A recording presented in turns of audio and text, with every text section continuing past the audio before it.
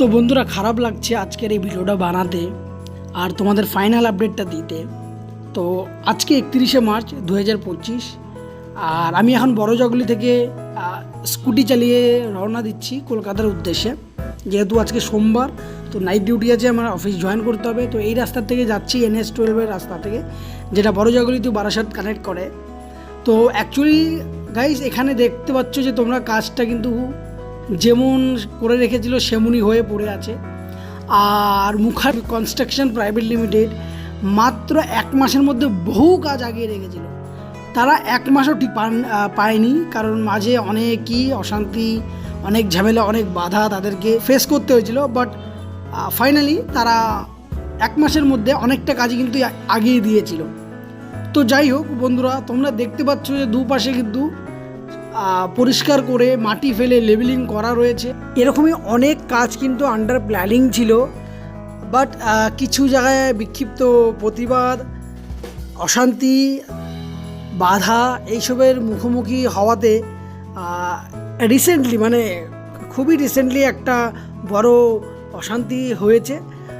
তার ফলে কাজটা কিন্তু পুরোপুরি বন্ধ আছে। খুব সুন্দর কাজ করেছে, যতটুকুই করেছে খুব সুন্দর করেছে। আমরা আশাবাদী ছিলাম যে NH-12 6 মাসের মধ্যে হয়তো এতটাই কাজ আগিয়ে দেবে যাতে আমরা স্মুথলি কলকাতার বুকে পৌঁছে যেতে পারি। তো এখানে কিন্তু সবাই যে প্রোটেস্ট করছে তা কিন্তু একেবারেই নয়। এখানে দেখতে পাচ্ছেন অনেক বাড়ি আছে যারা ভেঙে চুরে কিন্তু সরিয়ে নিয়েছে, দেখতে পাচ্ছ আমার বাঁ দিকে। আর ইভেন তোমাদের আমি ডান দিকটাও দেখাচ্ছি, এই দেখো, সব কিন্তু ভেঙে পিছনে নিয়ে গেছে। তো কিছু কিছু জায়গায় আছে, যেমন তোমার আবালসিদ্ধি আছে, তারপরে সন্তোষপুরের আগে আছে, আমডাঙ্গা আছে। তো এইসব জায়গাগুলোতে একটু বেশি অশান্তি চলছে, যার কারণে কাজটা বন্ধ রাখতে হয়েছে। তো আমরা আশাবাদী যে খুবই তাড়াতাড়ি কাজ হয়ে যাবে। আর আমরা এখন যেই অংশে আছি সেটা হচ্ছে মরিচা গ্রাম পঞ্চায়েত, আর তারপরে হচ্ছে গাদামারা। তো গাদামারাতেও খুব সুন্দর কাজ হয়েছে, দেখতে পাচ্ছ, নো ডাউট দারুণ কাজ করেছে। আর চলো তোমাদেরকে আজকে ওই জায়গাটাও দেখাবো যেখানে তুমুল অশান্তি হয়েছিল। তো দেখো, এখানে সাদা বালি ফেলে লেবেলিংও করা হয়েছিল। আর কিছু কিছু বাড়ি আছে যেগুলো উঠতে চাইছে না। দেখা যাক, চলো তোমাদের আগে ওই জায়গাটাতে নিয়ে যাই যেখানে কালভার্ট তৈরির কাজ চলছে আর যেখানে অশান্তিতে লেগেছিলো। এই যে এই জায়গাটা, এখানে কিন্তু ঢালাই অলমোস্ট তৈরি হয়েছিল। দেখো এই জায়গাটা একবার দেখো। আর এই জায়গাটা কিন্তু কালভার্ট তৈরির কথা ছিল, আর এখানে কিন্তু অশান্তি হয়েছিল। এর মধ্যে মাটি ফেলা হয়েছিল, সেটা বিচ্ছিরি ব্যাপার হয়েছিল, খুব পুলিশের সাথে বচসা হয়েছিল। আর বন্ধুরা, এই জায়গাটার নাম আপনাদের জেনে রাখা উচিত, এটা হচ্ছে মহাদেবপুর এরিয়া। তো মহাদেবপুর এরিয়া এরকম তুমুল অশান্তি হয়েছিল।